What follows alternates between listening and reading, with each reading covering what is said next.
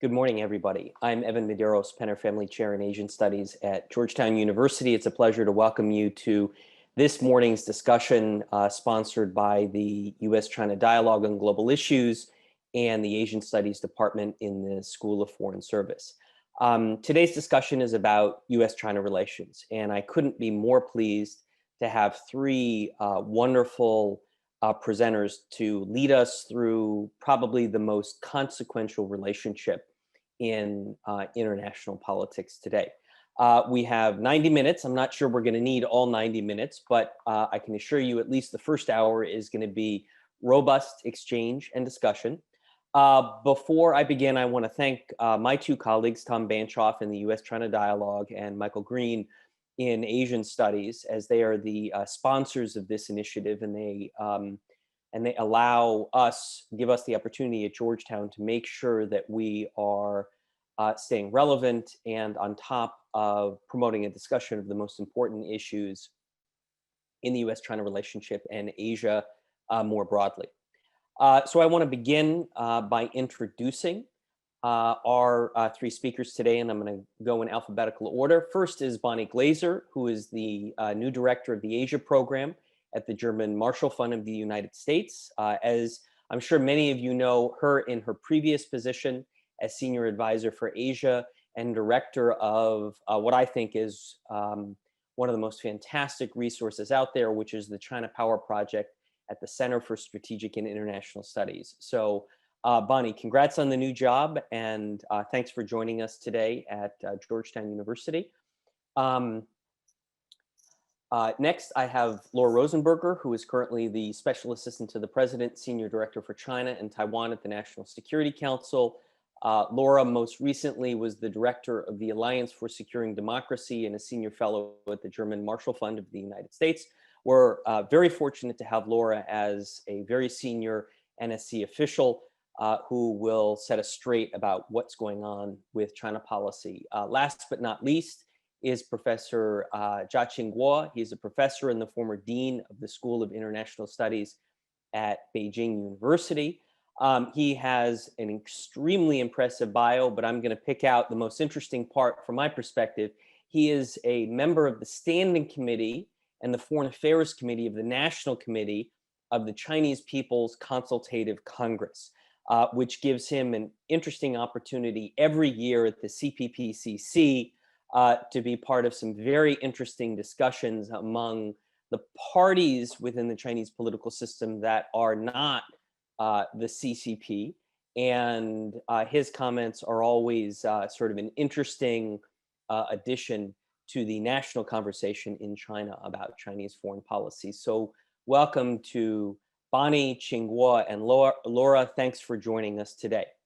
So I'm going to jump right into it because I know that our watchers and listeners are very interested to hear your perspectives on what's going on in the US-China relationship. So predictably, I'm going to start with the senior US official. I'm going to go to you, Laura, and just ask you to level set for us. What is Biden's China policy? How should we understand how Biden is thinking about and approaching relations with the PRC?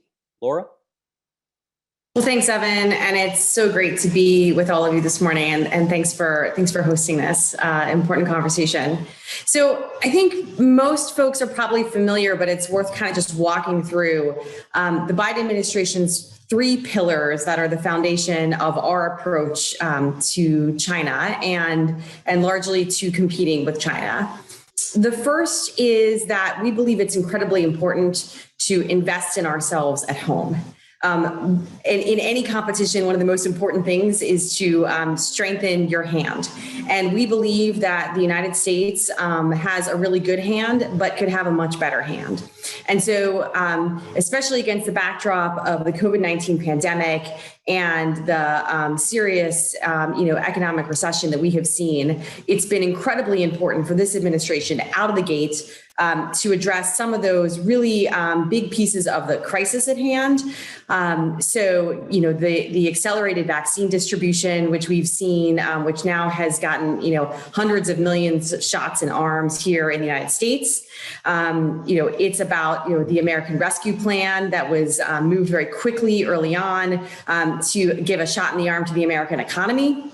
We have a couple of additional pieces of legislation that the president talked about in his joint address to Congress, the American Jobs Plan, the American Families Plan, which we also think are incredibly important to strengthening the fabric of American society, to making sure that our human infrastructure, that our physical infrastructure is as strong as it can be. Congress is also working on a couple of additional pieces of legislation that are about ways that we can actually strengthen our technological hand here at home. How do we innovate to the best possible degree? All of these pieces are actually a core piece of our China policy. I know that we often in the past have talked about foreign policy and domestic policy in really separate terms, and we don't think that that's possible or really smart in any way, shape, or form in the kind of environment that we see today. So those big pieces of business are really a part of what we're doing to make sure that we are in the strongest position at home to compete.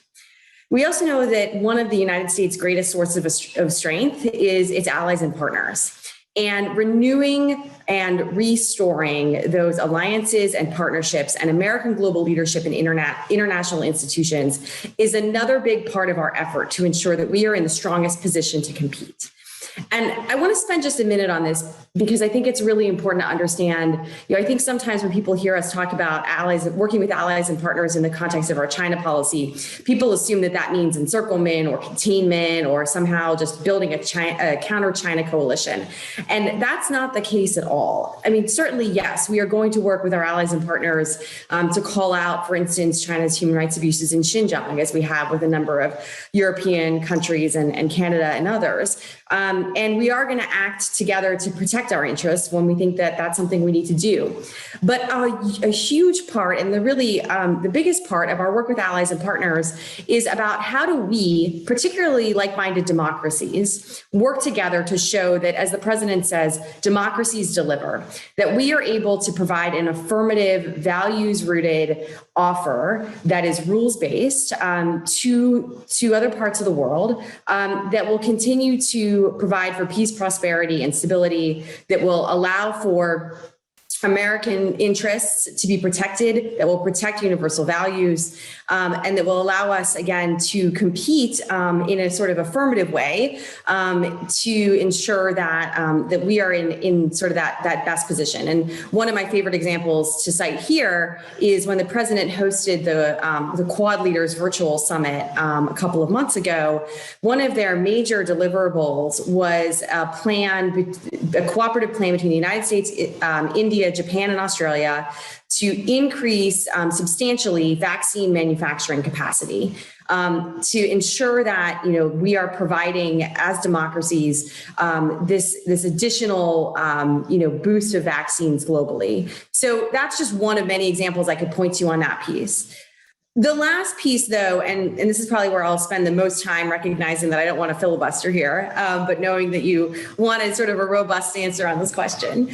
The last piece is sort of what we do directly with China, right? So we've talked about building our strength at home. We've talked about working with allies and partners to renew that source of strength. But we also need to be, of course, working directly with China. That includes, confronting China on areas that we believe where it's acting against our interests and values and those of our allies, but also cooperating with China when it's in our interest to do so. A couple of things I think are worth just sort of foot stomping here. As Secretary Blinken has said, this is not about keeping China down. None of our approach is aimed at that. Our approach is aimed at ensuring, as we have traditionally, that countries respect the international rules of the road, that we all have a shared set of a framework by which we conduct ourselves. When we, I think we do have real cause for concern with some of Beijing's coercive behavior towards some of our allies and partners. Certainly, it's repressive activities at home that are at odds with universal values. We do think that those are really important areas for the United States, along with our allies and partners, to be addressing. But that doesn't mean that we're not going to engage with China. In fact, that would simply be self-defeating. And, we think that, it's really quite important that we do so. And we have been. So, of course, we've had a number of high-level engagements. Secretary Blinken with Yang Jiechi in an early phone call, the president's call with Xi Jinping, our meeting in Anchorage with Yang Jiechi and Wang Yi, with Jake Sullivan and Secretary Blinken, of course. We've been engaging on climate issues. Secretary Kerry went to Shanghai to meet with his counterparts on climate issues. We were glad that Xi Jinping was able to join the Climate Leaders Summit that the president hosted. But we've also been engaging on issues like North Korea, Iran, Afghanistan, where we have had regular lines of communication between our counterparts on those issues. And, on a sort of more just sort of practical routine level, myself and some of my colleagues, including Kurt Campbell, see Sui Tiankai, the Chinese ambassador here, on a regular basis. And we think it's incredibly important that we have those open lines of communication and that we be continuing to work through where we have an interest in seeking out areas of cooperation while being very open and candid and honest about where we have concerns. Just a couple seconds on Anchorage, which is, we felt it was really important in that conversation to be able to baseline how we think U.S.-China relations should be conducted. And, I think that there was maybe some thinking in Beijing that we could do a bit of a reset and we could rewind the clock to a status quo ante. And that all of the blame for the state of the relationship could be placed on the Trump administration, and that just doesn't sort of comport with how we see things. We certainly think that there are activities and behaviors that we see from Beijing that we think that need to be addressed. But what we think we need is to develop a framework for stable competition, if you will. Competition that does not lead to conflict. And that is certainly something that both the United States and China agree on. We know that we are in stiff competition, as President Biden says, but we don't want to have this somehow descend into conflict. And it is in both of our interests to avoid that. And so to do that, basically what we're seeking to do is, build a framework for the relationship where we can do many things at once, where we act to protect our interests and values and those of our allies and partners, where we, are able to confront China where we believe it is engaging in activities that are counter to our interests, where we engage China in a practical, results-oriented way, where we cooperate with China when it's in our interest, and where we strengthen our own competitive hand so that, again, as the president says, we show that democracy does deliver. So that's basically the framework for how we're thinking about our China policy and U.S.-China relations. Obviously, I could go into much greater depth on any of that. Yeah, but Laura, that was fantastic, very comprehensive, very thoughtful. This notion of stable competition is an interesting one. First time I've heard it. Let me ask you, Laura, as a quick follow-up. One of the most common themes in the discussion and debate about Biden's China policy is that it's really just, Trump's China policy, maybe with a little bit of lipstick on it. And so do you think that criticism is fair? Like, how is Biden different than Trump in terms of their approach to China? Well, I don't wear lipstick, so we must be missing that part of the equation. But sorry, bad joke. No, I think a few points I would make on this. First of all, the way I see the Trump administration's approach, it was largely aimed at sort of slowing China down. Evan knows I'm a big football fan, so I would call it basically just sort of blocking and tackling, very much on the defensive side of the ball, without any real offensive game. No Steelers reference, Laura. Just give us a year. I'm happy to bring you back to the 70s version of the Steelers, where I could build all sorts of metaphors out, but I might lose some of our audience if I went too deep on that. But okay. Just suffice it to say that I am happy to go there if anyone wants. But I think that it was very much on that defensive side of the ball, number one.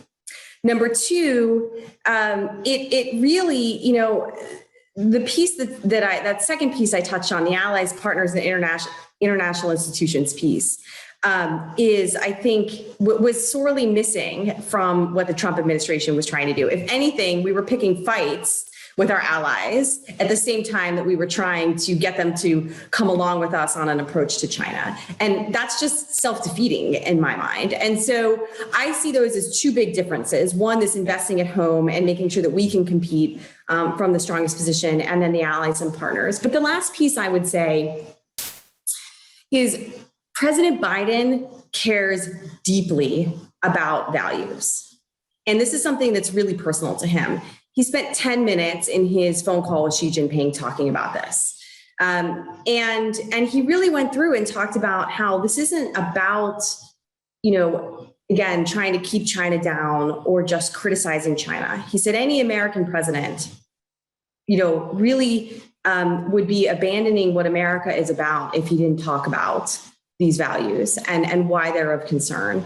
And he told President Xi how, one of the first things he did when he came into office was rescind the Muslim ban that President Trump had put into place. Can I ask you, can I come in here, Laura? Because, as you know, in the previous administration, Secretary Pompeo, Matt Pottinger at the NSC, said that they were also all about values, right? And they saw CCP values as inimical to U.S. interests. And they talked about separating the Communist Party from the Chinese people. So isn't the values agenda actually an area of similarity, or is there some difference there? I don't see it as an area of similarity in the sense that, number one, it's one thing to have individuals within a government who believe in the values equation or the importance of values. It's another thing to have a president who sort of sees that as his orienting framework. And one of the other things I could say about the last administration is I think you had many China policies in different parts of the government. And so you had different officials who were running different plays, and sometimes they were at odds with one another. And for us, we're trying to ensure that we have a coordinated and integrated approach across many different dimensions. The values piece is seeped throughout it because it comes directly from the president. And Evan, from your time, in this seat, that unless and until something really comes from the president, it's very hard to really mobilize around that. That's number one. Number two, I guess I would say again, I see the way that the Trump administration talked about values and how you just described it as very much, again, in that counter China framework, rather than we believe that these universal values and these values that Americans hold true are so critically important to ensuring that we have the kind of international rules and order that we seek. And so I think it's a different way of thinking about values. It's not so much, you could maybe talk about it as the last administration using values as a weapon. Whereas in this case, I think for President Biden, the values framework is, again, really much as much about proving that democracy remains, to our mind, the best system of government and the one that delivers for its people, sure, and proving that in everything that we do. So last question for you, Laura, quick, brief answer, is you talked about the importance of having not many China policies run by different parts of government, but one China policy. On the outside, we hear about, the very public China policy review going on at DOD. Economic agencies are looking at, supply chain reviews. Can you just tell us, is there an NSC-led China policy review going on? I mean, how is it that you guys think about and ensure that there's one coherent China policy and, not lots of different China policies going on in different parts of the administration? How should we understand this? Yeah, absolutely. So as you noted, there are a few specific areas where we are undertaking reviews, but those are in specific pieces. What we are doing here at the NSC, we have a China policy framework that is what is the sort of orientation for the interagency. But we have been asked to develop out in more detail the China strategy. And so that will bring together all of these different elements across all the different streams and ensure that they are integrated. And so it's less about sort of reviewing the entirety of our policy, because I think, I laid out for you these three pillars. We're pretty clear on what the overarching policy is. But that doesn't mean that we don't need to really put the meat on the bones of that, right? And so that's the work that we have underway, working across the breadth of the interagency to pull in all the different pieces and make sure that we have a coherent framework and a coherent strategy that really gives the entirety of the US government the operating framework that it needs to move out on each of those pieces in a coherent way. Great. Now, I want to bring in our other two experts today. Bonnie, if you could very briefly, because I know we're going to lose Laura in a couple minutes, how do you think Beijing looks at this? Do you think that they understand the different pillars of China policy and what Biden is trying to do? And Qinghua, I'm going to ask you the same question. Bonnie, what do you think? Well, I think that various people in the administration have talked publicly about the different components of China policy. We've certainly heard Secretary Blinken repeatedly, even in his confirmation hearing, talking about how the United States should compete more effectively, confront China where necessary, and cooperate where it serves American interests to do so. So I think that is perfectly clear. I think that there continues to be skepticism in China about the willingness of the Biden administration to cooperate. I think there had been a hope, as Laura said, that if not a reset, then a return to a much more cooperative relationship. And there, I think, other than the climate area, and of course the dialogues on issues, and Laura referenced Afghanistan, North Korea, Iran. Obviously, these discussions go on because China and the United States have to deal with these issues, and it is, I think, still questionable. We'll see. The jury is still out on whether or not we can really cooperate, but the interactions there, the engagement, I think, is still very important. But I think that China still believes that the United States is trying to contain China, even though Secretary of State Blinken has said that there is no intention to keep China down.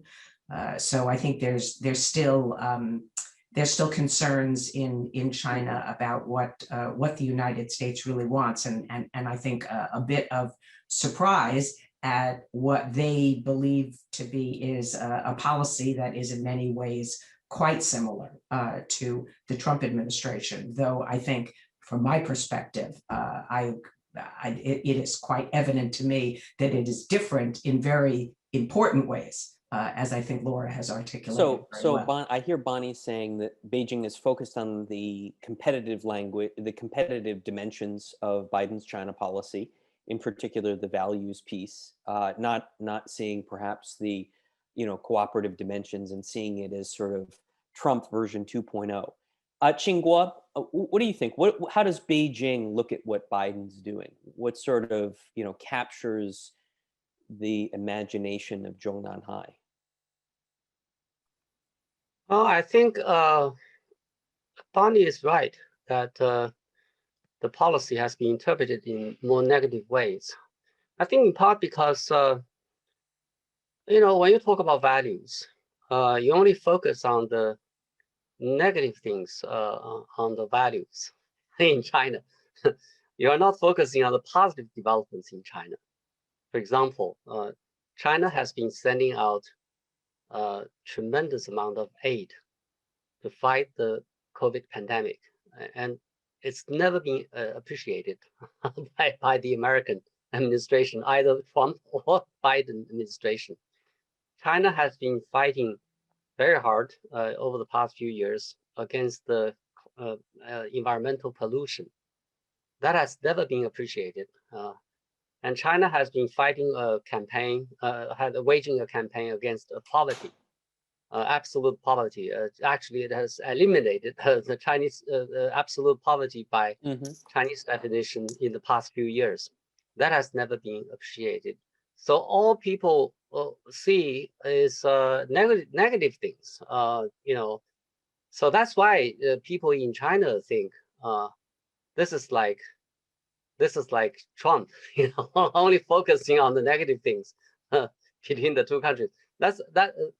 Well, personally, I would, I'm more sympathetic to the Biden administration's interpretation of its own policy. But the problem in China, I think a lot of people, probably most people, are still regarding the Biden administration another version of the Trump administration's China policy. Qinghua, thanks. That's an important perspective. Laura, I know that your time is running short, so I want to get your perspective on one more issue, which unsurprisingly is probably the most important issue at the heart of the relationship, Taiwan policy, right? And can you tell us how is the White House thinking about U.S. policy toward Taiwan? How do you think about cross-strait relations? And what exactly is it that the Biden team is trying to do when it comes to Taiwan? Well, thanks, Evan. Yeah, certainly an issue I've spent a lot of time on over the past 3.5 months. I would say that, we came into office at a time when we have seen an increase in concerning and at times aggressive activity by Beijing toward Taiwan. That appear to be aimed at intimidation or coercion in one way, shape, or form, and we find that highly concerning. But for us, our approach to Taiwan in that context, we've obviously raised concerns with Beijing about what we see it doing. But our approach to Taiwan obviously is, consistent with our, longstanding One China policy, the TRA, 3 communiques. So One China policy is still the basis of the U.S. approach. Absolutely. Yeah. But we believe our unofficial relationship with Taiwan is also a very important one, and one where, there are a range of things that we can and should be, doing together. Obviously, we have our commitments on the defense side to ensure that Taiwan has the ability to defend itself. We also think there's a range of steps we can take to help build resilience on Taiwan, to help Taiwan resist coercive activities. We think our economic relationship with Taiwan is also very important. And from President Biden's perspective, Taiwan is a leading democracy in the region. And that is also, I think Taiwan has a lot of lessons that it can share with the world, whether that's in terms of the way it's used technology in a values consistent, democratic values consistent way. I know Bonnie has hosted numerous times conversations with Audrey Tang from Taiwan, who has lots of interesting perspectives on how to think about technology in that way. Taiwan has also been a really great example of how a democracy can handle the COVID-19 pandemic quite effectively. And that's why, there's a lot of countries right now that are really taking up the cause to ensure that, Taiwan can have appropriate participation in the World Health Assembly, where it has a lot of lessons it can bring to the table. So, our approach to Taiwan is, there's several different elements to it. There's the messaging piece, both to Beijing and Taiwan. There's a deterrence piece. There's a reassurance piece. But it's all consistent, with our, as I said, and with our One China policy.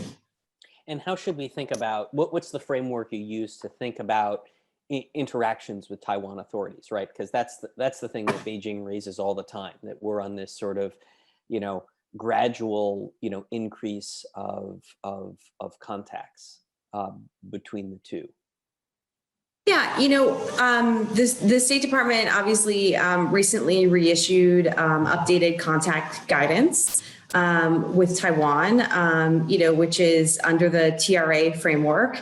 And the updated guidance was actually required by another piece of legislation last year, the Taiwan Assurance Act. And so that contact guidance was put forward by the State Department as part of that review. Oh, so the new contact guidance was in reaction to congressional legislation. Is that what you're saying? So there was congressional legislation that asked the State Department to conduct a review and gave sense of Congress about what it would like to see. But the State Department obviously did an assessment of what was sort of most necessary. Now, folks may remember that on his way out the door, Secretary Pompeo actually rescinded the existing contact guidance and said there's no more contact guidance. But what we came in and found was that actually created more confusion internally, because folks across our government just had no idea what they were supposed to do, what they could do. In some ways, it actually sort of took us backwards because there was just a complete lack of clarity. So the State Department did then issue this new contact guidance, largely in response to and as prompted by that Taiwan Assurance Act. But, Evan and Bonnie, this well too. The contact guidance has been periodically reassessed and updated as appropriate to reflect, the nature and state of our unofficial relations. And on that front, I would just say again, the United States has a range of interests, with Taiwan, and it is important that in appropriate ways that are again consistent with our overall framework, that we be able to have those sorts of engagements. But I think the last thing I would say is that we think about our contacts and engagements with Taiwan authorities as being about what is in our interests and the interests of US-Taiwan unofficial relations. This is not about trying to thumb an eye to Beijing. Or put a thumb in Beijing's eye. This is very much about ensuring that we are able to conduct our unofficial relations with Taiwan in a way that is in the interests of the U.S. and Taiwan, and to do so in an appropriate way. Great. Well, Laura, I'm very mindful of the time. You've been incredibly generous. Your responses have been very thoughtful. I consider them authoritative. It's rare that we have the opportunity to speak to a senior NSC official. And as one of your former colleagues, I deeply appreciate you spending the morning with us. So, of course, we wish we could get you for the whole 90 minutes, but we know you've got, a big day ahead of you, as is every day at the NSC. So, Laura Rosenberger, thank you very much. Thanks, Evan, and great to see you both, Bonnie and Xinguo. Sorry, I don't get to spend more time conversing with you guys, but great to see you both. Thank you, everybody. Okay, bye-bye. Okay, so Bonnie and Xinguo, you have both been very, very patient, and I, now want to turn to you as the centerpiece of this conversation. I want to do one thing before we start, though, before we turn back to you, which is to remind people that there is a Q&A tab at the bottom of the Zoom screen. We have some questions in it, but we'd like to have more. I want to draw out Bonnie and Xinguo a bit more in the next 20 minutes or so, and then turn to the the questions in the queue. So again, at the bottom of the screen, click on the Q&A tab, and please submit your answers. And I've got a running list right here, and we'll get to those in about 20 minutes. So Xinguo, I want to pick up on this Taiwan theme because Taiwan is such a central issue in the US-China relationship. What are your reactions to what Laura said? She said, look, this is about the US-Taiwan relationship. It's not about poking or prodding Beijing. And this is all sort of a normal, natural evolution of US-Taiwan dynamics. Does Beijing see it that way? Well, I think it's comforting to hear that the Biden administration is going to adhere to the one China policy. But it remains to be seen what that one China policy is practiced. during the Trump administration, actually, it also claims that it had a one China policy. But toward the end of it, it was like a one China policy only in name. So will the Biden administration return to a more acceptable one China policy more acceptable to Beijing or not?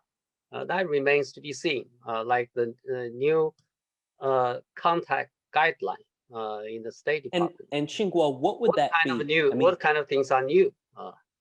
What would that be, Xinguo? What's a more acceptable Taiwan policy? I mean, as we all know, American interests and Chinese interests on this question do not perfectly converge. So, well, we had a deal many years ago during the normalization negotiations.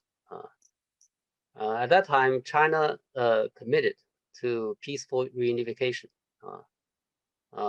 unless Taiwan violates certain conditions. And the US committed to maintain official, non-official relationship with Taiwan, not to maintain develop official relationship with Taiwan. The US has been sliding in its commitment. Toward the end of the Trump administration, it basically scraped its commitment. So that, to some extent, led to the increasing tension across the Taiwan Strait as well. That's one of the factors. Many people in Beijing are saying that why should we stick to the peaceful reunification condition, commitment? It's time to think about alternatives. So this is the problem we have. Are you saying? I mean, it's often argued in the U.S. that Beijing is anxious, but actually doesn't feel a sense of urgency. Are you saying that Beijing's views are changing, and now Taiwan is rapidly becoming an urgent issue that Xi Jinping is going to have to deal with soon? I'm not sure about what Beijing you mean. Zhongnanhai. I do not know what Zhongnanhai is thinking, but personally, I think it's still adhere to the policy of peaceful reunification. But increasingly, I think I see the pressure from the policy community, especially from the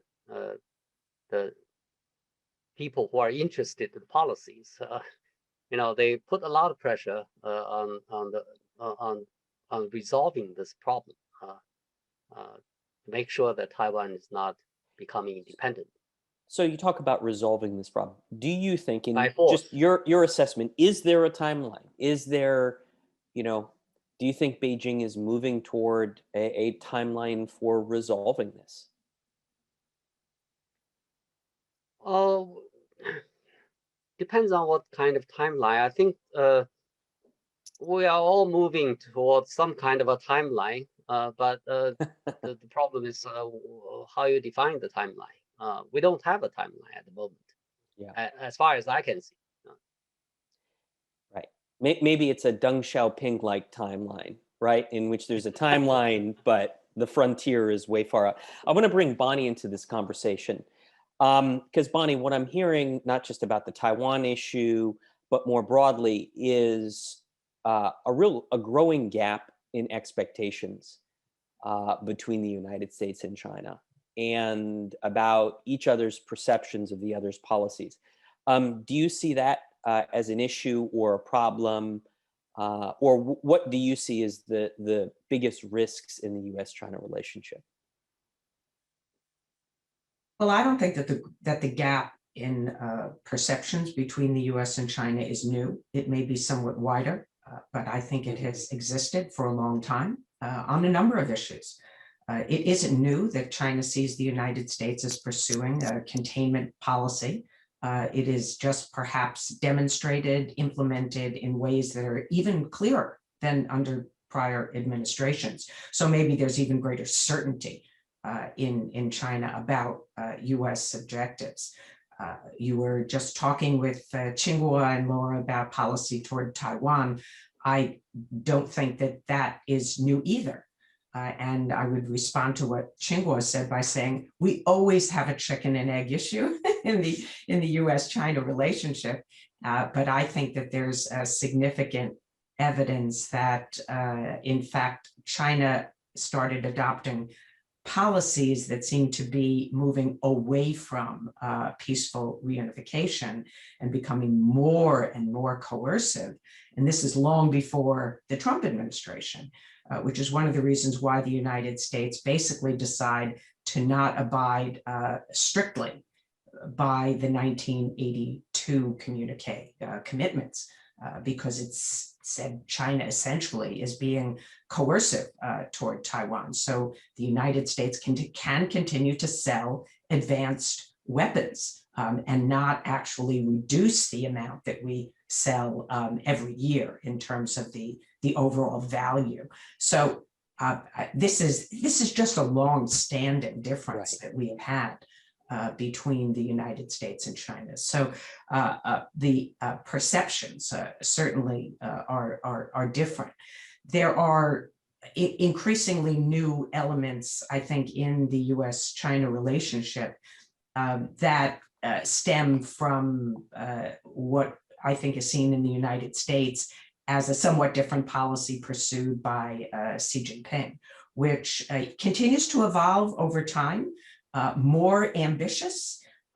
Just to give one very quick example, when Xi Jinping first came to power, he talked about participating in global governance reform, and that evolved to guiding global governance reform. And then in June of 2018, it was articulated by Xi Jinping as leading global governance reform. So this is a more active policy where Xi Jinping, as you recall, called for, Fan Fa Your Way. This was to become a much more proactive way of pursuing China's interests. So that's what I think the United States sees. We see that this proactive policy, in some ways, as Laura said, coercing our allies. We see this in particular with Australia today. We see it with our partners on coercion against Taiwan and against others. And we certainly, I think, see that this is something that the United States needs to push back against. And the new component then of the Biden administration is to try to work as closely as possible with some like-minded countries and to build coalitions to try and change Beijing's calculus and behavior. And that's one thing that I think Laura did not get into, which she might have said if you had asked very directly, Evan, but I do think it's important to raise the question, what's the objective?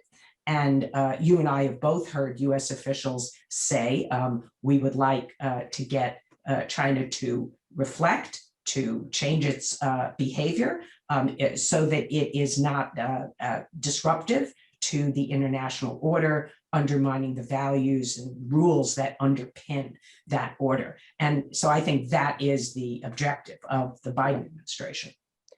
That's great. That's very smart, Bonnie. And I agree. I should have asked Laura a bit more about objectives, sort of where have they headed. She did talk about stable competition, so that's interesting. It points us in a direction. Tsinghua, I'd like to come back to you because Bonnie talked about both on the Taiwan issue, but the U.S.-China competition more broadly, that there's sort of a chicken and egg phenomena here, or a chicken and egg problem.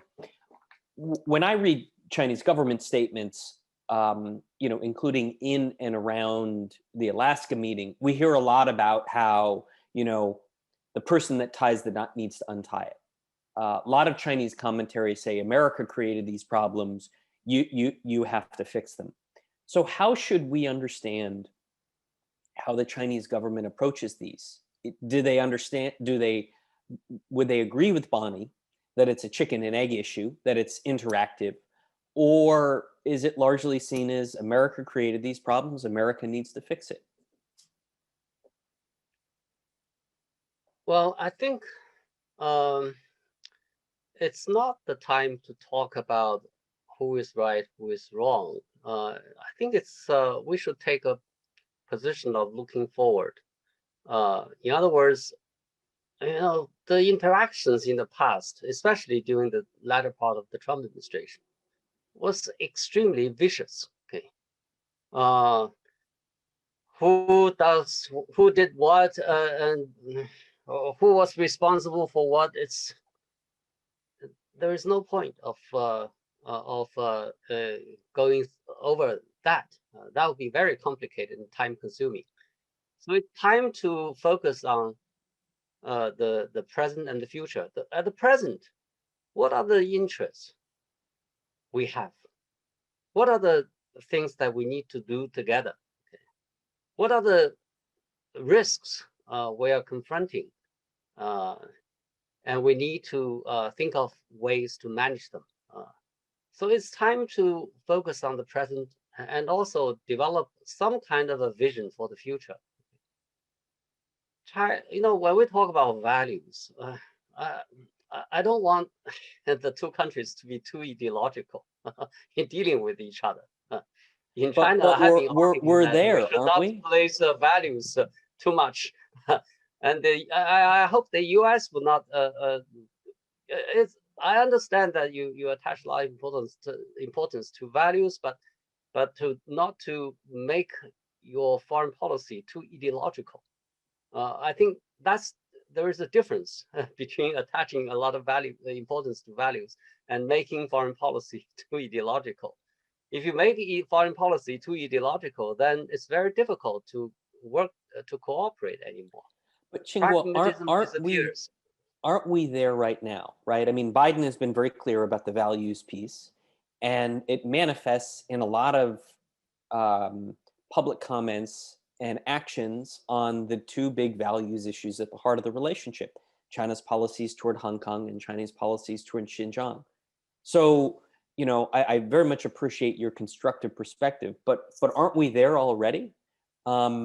America is probably not going to change its positions on Xinjiang and Hong Kong.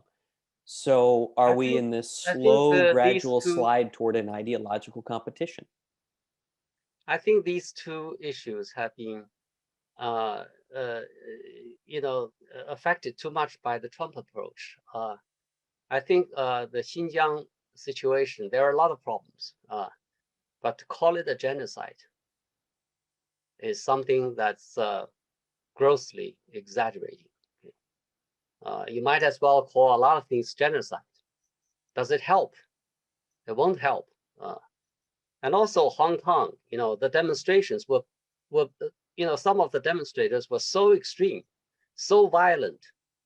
It's the attack on Congress on January the 6th is nothing compared to those kind of violence. So the Hong Kong police acted very professionally, but then they, we get very different coverage of such kind of issues.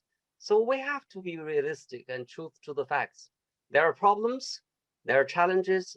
We need to find ways to manage the problems and challenges, but we should not exaggerate things and make things more difficult to manage. Sure. We have too much important thing to do to manage our relations, to make sure that we don't run into a military conflict. We try to leverage each other's resources to help maintain the international order in order to protect our own interests. There are so many important things to do for the two countries. We should not divert our attention to the issues that created by a lot of things by exaggeration and imagination. Mm-hmm. Well, Bonnie, what do you think on this question? Are we in a, slowly evolving ideological competition? Is the U.S. focusing too much on Hong Kong and Xinjiang? Well, first, I think it's important to note that ideology has always been important to China, and I think has always been a piece in its foreign policy. There have been periods in history where it has been dominant, and then there are periods where it is less perhaps prominent. or less visible.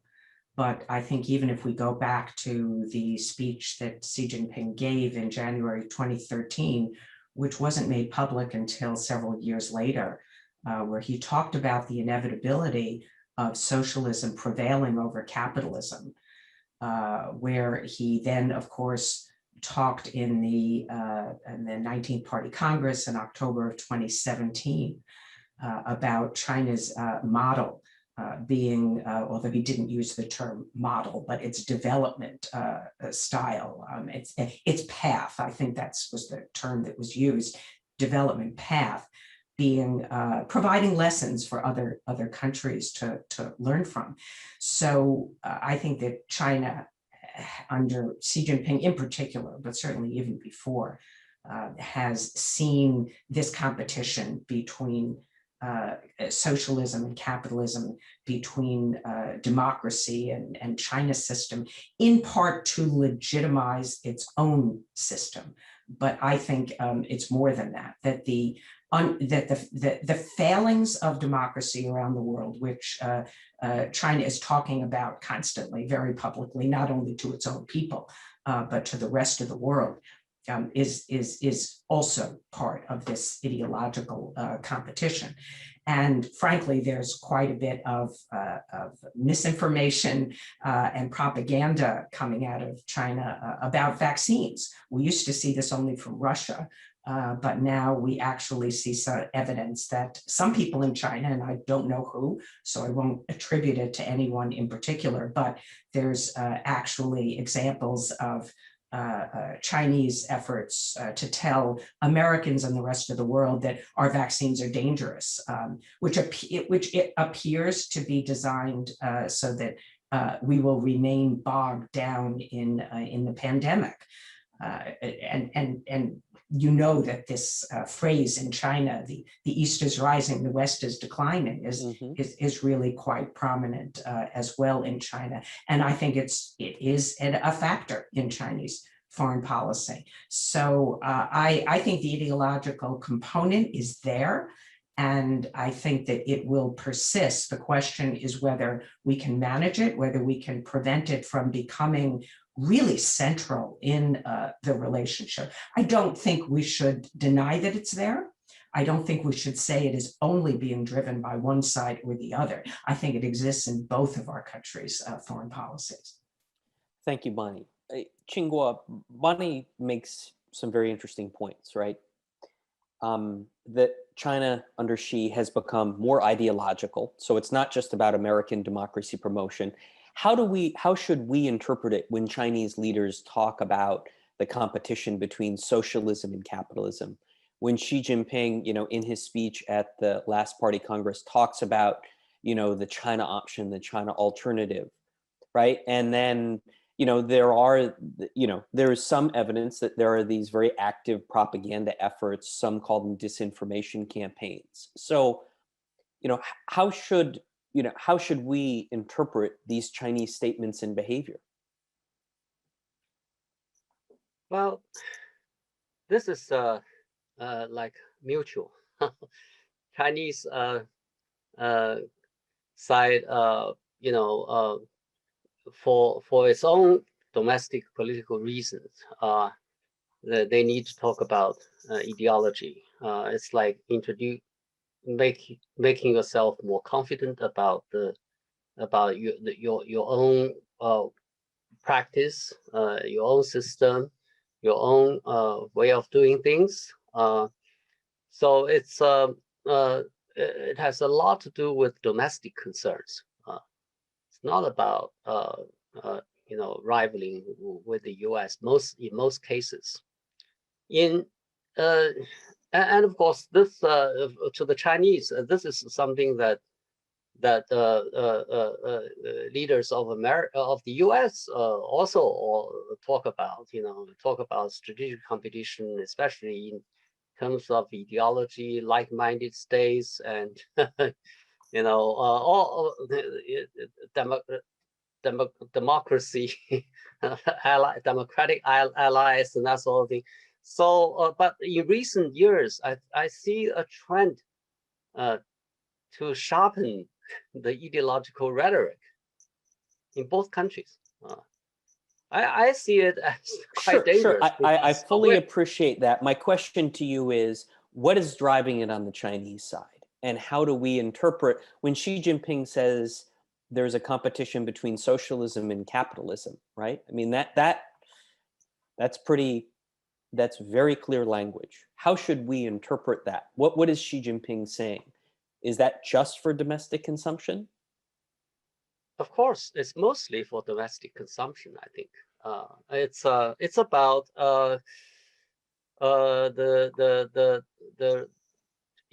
the Chinese leader believe that this is the right way to go for China, and whether it's right way to go for the rest of the world, it's up to other countries. So basically, the Chinese path of development shows that you don't have to follow the Western model, and you can still be successful. That's the message. Okay, but whether you should follow Chinese example or not, that's a different story. China has never said that other countries should follow China's example, because and so why does Xi Jinping promote the China, the China option? Chinese government argues that China's path of development is developed on the basis of China's own national conditions. So it's unique. So every country has its own unique set of national conditions. So in a way, you should choose your own path rather than following a path of anybody. So you can still be successful. That's the message China has been saying. But what I'm saying is that when you talk about capitalism or socialism, it's up to it depends on how you define it. It's really a very fuzzy concept. What do you mean by capitalism? What do you mean by socialism? In China, we have companies who are owned by the state. Is this public or private? Well, in theory, it's public, but in reality, it belongs more or less to the unit. I mean, to the people in the company, in the past especially. So we have this unit ownership system. As a Chinese, do I have a share of that company? No. Okay. So public, private, it's in China, I think we have a lot of fuzziness in terms of ownership.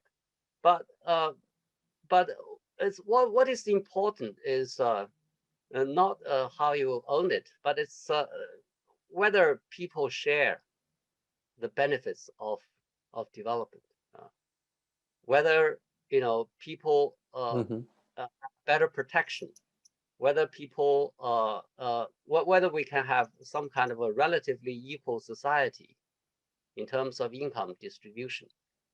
All these better education, better environment, all these things matter. So if China and the US must compete, I don't like the word competition because it neglects cooperation and other things. But if we must compete, let's compete on these things. Whether it's socialism or capitalism, it doesn't matter. It's what matters how whether people are happy. Okay. I think probably in China we should have more room for individuals. In the US, probably should pay more attention to collective rights and community rights. I don't know. That's my sense. Well, it's very clear from both of your comments that differences in perceptions, expectations, and questions of ideology are going to remain front and center of the relationship. I want to shift gears and begin pulling in some of the questions, but keep our exchange going forward. So one big group of questions is about cooperation in the US-China relationship, right? We've talked mostly about areas of competition, differences, diverging expectations. Bonnie, I want to come to you. I'm going to stipulate that both of you and many of our watchers today know that there is a possibility for cooperation on a whole variety of issues. So I'll stipulate there are plenty of issues on which theoretically the US and China could cooperate. So my question to you, Bonnie, is what is your expectation? What is your forecast? Given everything we've talked about for the last hour, what are the actual prospects of cooperation? Evan, I think that prospects for cooperation are limited, but perhaps even more importantly, I would add to that even if we effectively cooperate, I don't think it's going to really tamp down competition. I don't think it's going to lead to any real mutual trust, which so many people used to talk about as something that was actually feasible. So we may be able to find common ground and work together, I think, on issues that are fundamentally multilateral. And climate change would be at the top of my list. And this is not a US-China issue. We are the biggest emitters, but also let's be clear that the amount of carbon emissions coming from China is just enormous. So there's a lot of focus around the world in getting China to make more concrete commitments, to peak its carbon emissions earlier than 2030, and to commit that it will become carbon neutral before the 2060 that Xi Jinping has pledged. But I certainly hope that we make progress because it's in the interest of the entire world for us to do so. And I think that our European colleagues in particular have been working with China on climate change while the United States under the Trump administration was not. So in a sense, the US is now coming back to this conversation. And I hope and believe that we will play a constructive role. So there is potential there. Iran, again, I think also a multilateral conversation where the US left and is coming back. But we have a shared interest in essentially putting back in place the JCPOA, and we'll see whether that is possible. On an area like North Korea, I think it's going to be very difficult to cooperate because of the larger context of strategic competition and distrust. Because Bonnie, that's North Korea's traditionally been one of the areas that's held up as greatest cooperation. Yes, but I think falsely so. I believe that. Tell me more about that. What do you mean? The United States and China share an interest in having no nuclear weapons on the Korean Peninsula. And when there was a time that people believed that we could prevent that from happening, then we really had something to work together on. And we had, of course, a better relationship. I don't think either the United States or China believe that we can eliminate nuclear weapons in North Korea anymore. And I think our strategies for going forward are different. China has been talking for years now of easing sanctions on North Korea. It has been actually violating UN sanctions because there's ship-to-ship transfers of oil taking place in the territorial sea around China. This was something that was talked about between our defense ministers at the Shangri-La Dialogue when I last attended in 2019. So I know that this is an issue where we have a small overlap if you look at the Venn diagram of our interests, but our broader visions for the Korean Peninsula, I think, are fundamentally different. China wants to be the dominant power so it can protect its interests and is seeking to drive a wedge between the United States and South Korea. And Beijing, of course, has been, I think, quite open since the mid-90s that it sees our alliances as Cold War relics, and it doesn't want them to exist anymore around China's periphery. Mm-hmm. And Bonnie, we have a question from Duncan Clark who asks about journalist visas. That's one of the areas very specifically where there are differences. Are there any prospects of solving some of those issues? So not big cooperation per se, but cooperation to solve some issues in the relationship. How should we think about that? Well, as you know, Evan, in the transition from the Trump administration to the Biden administration, many of us had dialogues with Chinese counterparts. about what we called at the time potential low-hanging fruit, things that both countries could do to try and improve the tone in the relationship. And one of those things was trying to maybe set a number of journalists that both countries could let back in. And we talked about other things. We talked about creating more health cooperation, letting US doctors, for example, back into China's CDC. We talked about maybe restoring the consulates that were closed. And so many of us really tried to identify things that we could do that were relatively easy. And nothing has been seized by either side. Now, my understanding is that the United States did raise some of these ideas with Beijing, but that there hasn't been a lot of positive response. But that's something maybe we should have asked Laura when she was was with us, because my understanding could be incorrect. But I think that these are steps that we should have taken early on. I think it's a missed opportunity that we did not. But certainly we cannot say it is too late. It is very early in the Biden administration, and we could still do these things. Qinghua, I'd love to get your views on cooperation in the U.S.-China relationship. Bonnie's view is basically the opportunities for cooperation are actually quite limited. If they materialize, they'll be on big global issues like climate and maybe Iran, probably not North Korea.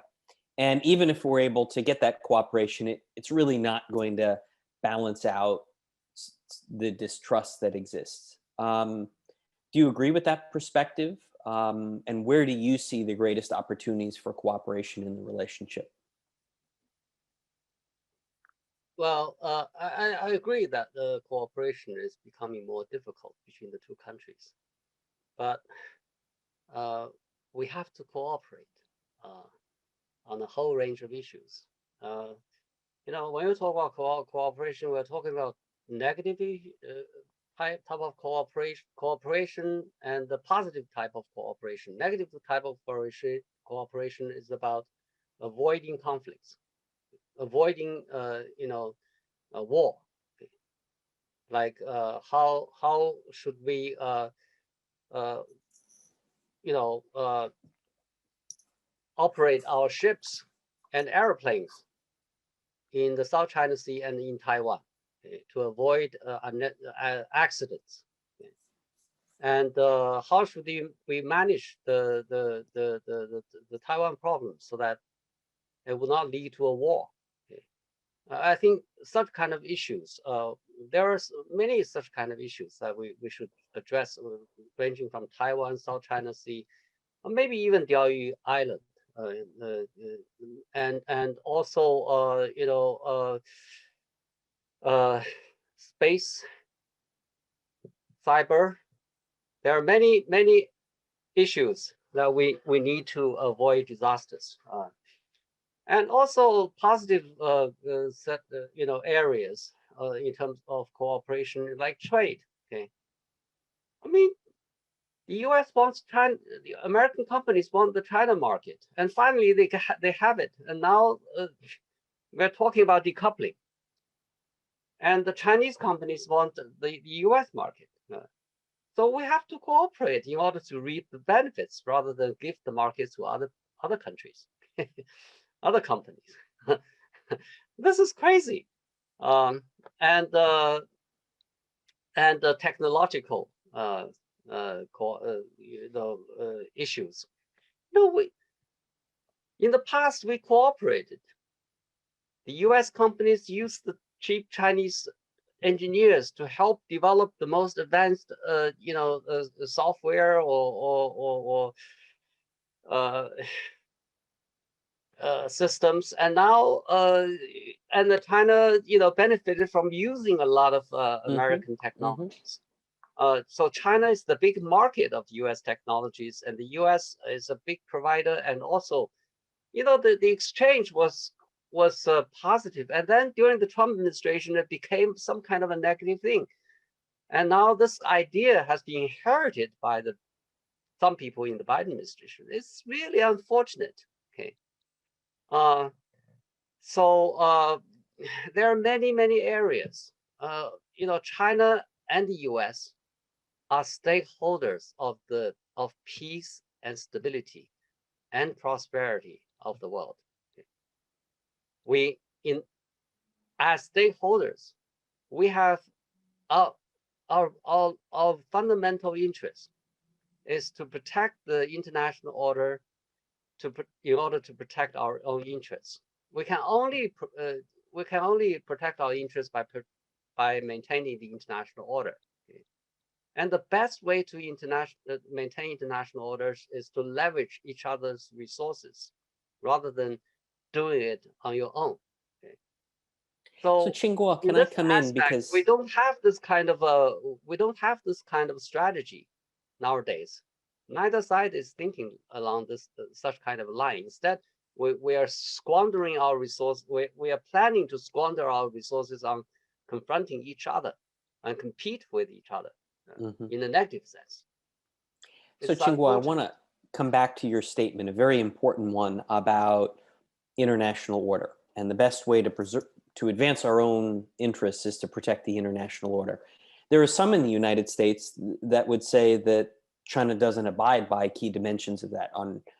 When you look at trade issues, the massive subsidization, which is inconsistent with China's WTO commitments, is growing under Xi Jinping. We hear about Made in China 2025. On questions of territorial disputes, a lot of criticism that Chinese behavior is inconsistent with its commitments under the UN Convention, right? On questions of rights, China's actions are inconsistent with its commitments related to UN conventions on social, economic, civil, and political liberties. So is China really interested in international order, or is China interested in advancing its own interests? And if the two happen to overlap, great. But if not, China's going to do what China's going to do. No, there are many aspects to the international order. But even when with the order the aspects you are talking about, China's interpretation is very different. For example, China's compliance record with the WTO is very good from the Chinese perspective. The subsidies, they are not. Every country subsidizes their industries in different ways. So we need to develop some norms, some rules to govern such kind of subsidies. But isn't that what the WTO does, is have some basic rules on subsidies? As far as I know, the people who are working in the trade sector, they say that China has been very consistent in terms of its practice, and also in following WTO commitments. And in terms of the maritime law, China never agreed to let this dispute arbitrate, sent to arbitration court when China signed up to the international maritime agreement, according to some of the lawyers in China. So China believes that it has been consistent committed, very committed to the so-called international law. If you talk about violations, then other countries violate, especially the U.S. The U.S. intervene, fight wars without UN authorization. Sure. The U.S.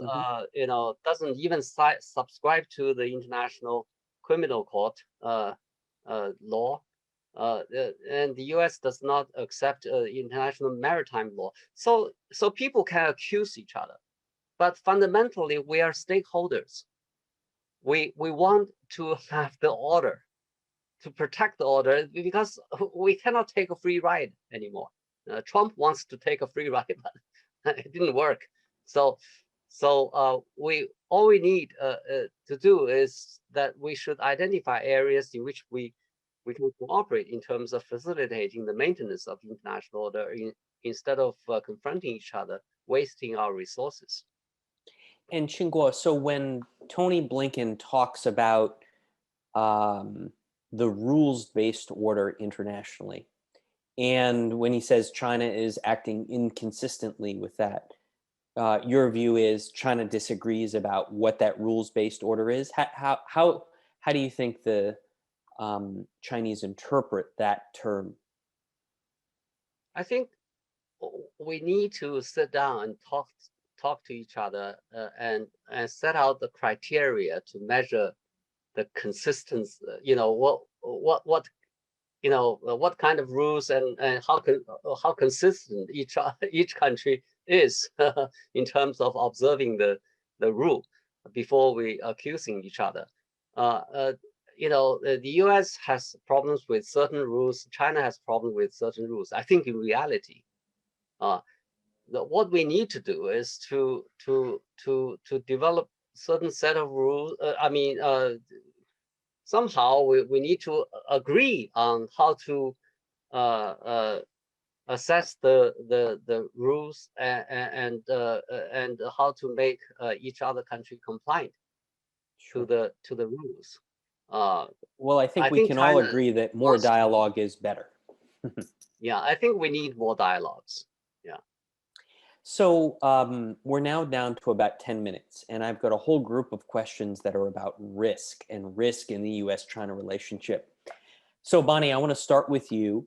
And when you think about the next 12 to 18 months in the relationship, what are the risks that our listeners and watchers today should be focused on? Well, first, I think there's the general risk of just continued deterioration in the U.S.-China relationship. We don't know if there really is a floor. We may end up having no dialogue or very little dialogue. I think there is a difference between engaging on just a specific issue, like Laura talked about, Afghanistan or Iran, or even exchanging views on Myanmar, and having more structured dialogue about some of the issues in the relationship with with an eye to actually managing them or maybe even resolving them. And I think everybody agrees that the former strategic and economic dialogue wasn't the best way to do that. There were some interesting dialogues when you were in office, Evan, that Jim Steinberg led on the US side. That's right. Which are really talking about nuclear, cyber, missile defense. I think that kind of dialogue might be useful. But then, of course, there's the summit level dialogue, which could also be very important between presidents. So there's just the risk of not having dialogue, more misunderstanding, and deterioration into really what President Biden has already referred to as extreme competition. And then, of course, there's the risks of actual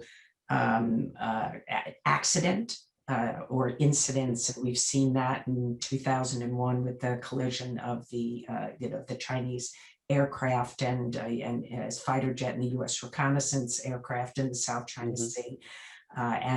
We could have some kind of collision like that. And at this point, the relationship is so fraught that it would be, I think, very difficult to manage that. It would probably lead to a political crisis in the relationship, which did not occur in 2001, or even when the U.S. accidentally bombed the Chinese embassy. And there was certainly a period of a lot of tension in the relationship, but we managed that, and I think it would be more difficult today.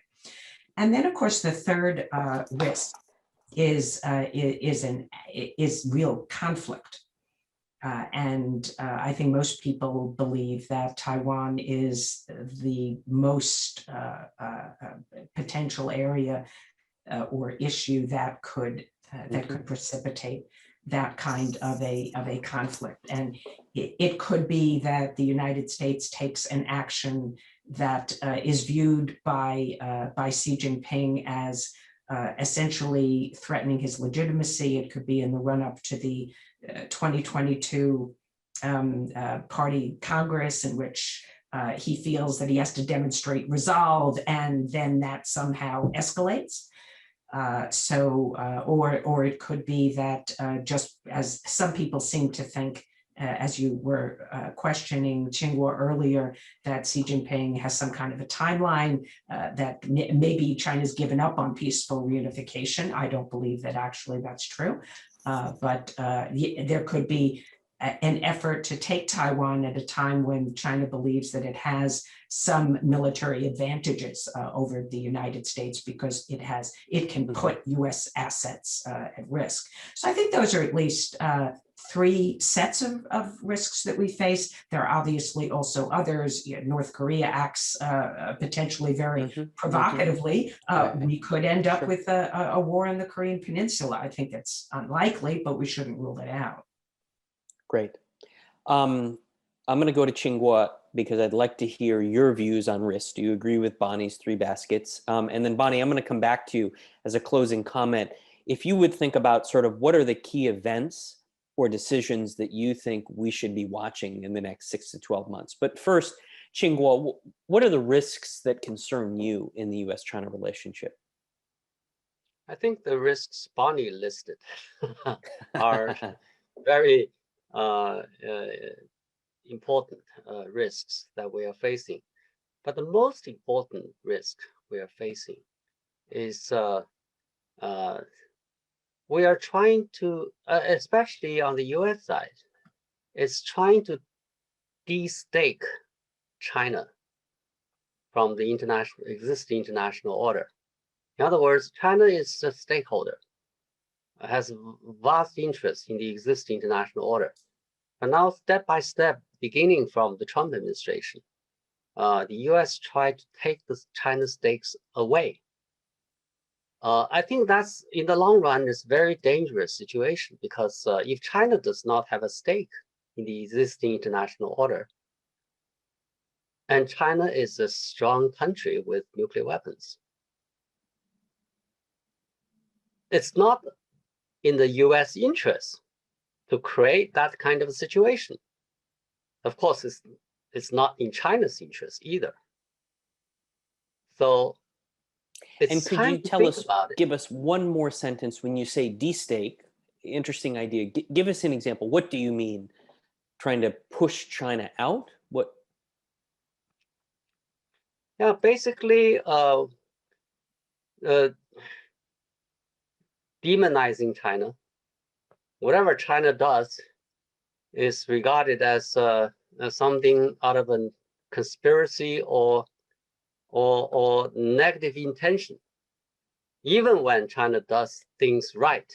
Okay, and also try to develop coalitions around China against China.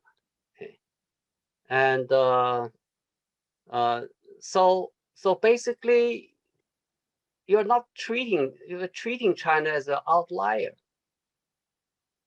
as some country of a different kind. If you treat China like that, in the long run, China becomes a country of a different category. If China does not have vested interest in the existing trading system, in the existing prestige arrangement, what kind of country China will become? Okay. So this is the long-term threat to both countries. Interesting. So Bonnie, I'd like to come to you to get your views on what you think we should be watching, and then Tsinghua, I'll ask for your final comments on that as well. Bonnie? Well, I think that the political calendar in Beijing is very important at this particular moment. We know that this summer, in July, it's the 100th anniversary of the founding of the Chinese Communist Party. And there's already a lot of discussion, activity, and preparation for that. There will be, I think, quite a bit of messaging around it. And then February of next year is the Olympics in Beijing. And I think there's still a question of what US policy is going to be around the Olympics. And I don't know whether there is a boycott under consideration. My guess is that that's not what US policy will be, but there will be some restrictions on the level of US officials, or if any of them attend the opening or closing ceremonies, and the way in which the United States allows China to send its narrative about its country across the airwaves into ours. And I think that other allies and partners will coordinate with the US and have similar policies. And a question mark in my mind is also about whether companies and multinational corporations, what kind of positions that they take, and whether that is coordinated with governments. And then, of course, the very important Party Congress, the 20th Party Congress that will take place in 2022. And that may seem like a very long time off, but we all know that China begins to prepare for these party congresses far in advance. It seems with each one, the preparatory period is longer. This one is so important because Xi Jinping will be likely taking on an unprecedented third term in office. And so I think that political calendar is really important. I'm trying to think if there's any near-term opportunity, and you can jump in, Evan, as to whether the Xi Jinping and President Biden might meet. The G20 summit is not until the end of October in Rome. So that is one opportunity, assuming it is in person. I don't think there is necessarily an opportunity before then. And I don't sense that there is any urgency on the US side to have an early summit, but that could change. Right.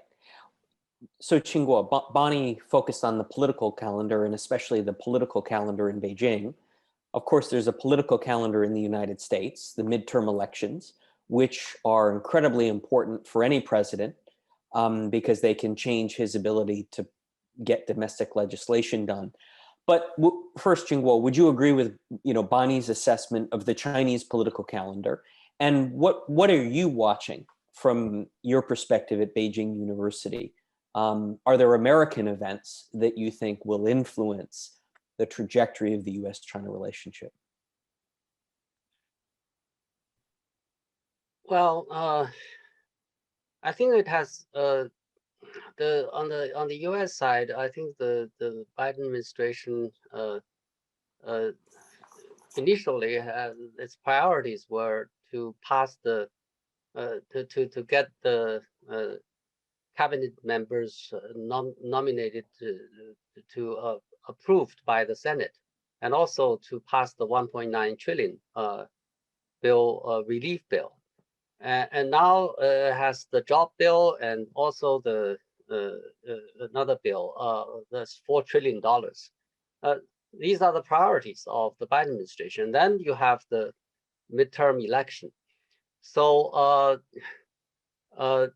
under the circumstances, the China-US relationship probably would not be a priority for the administration.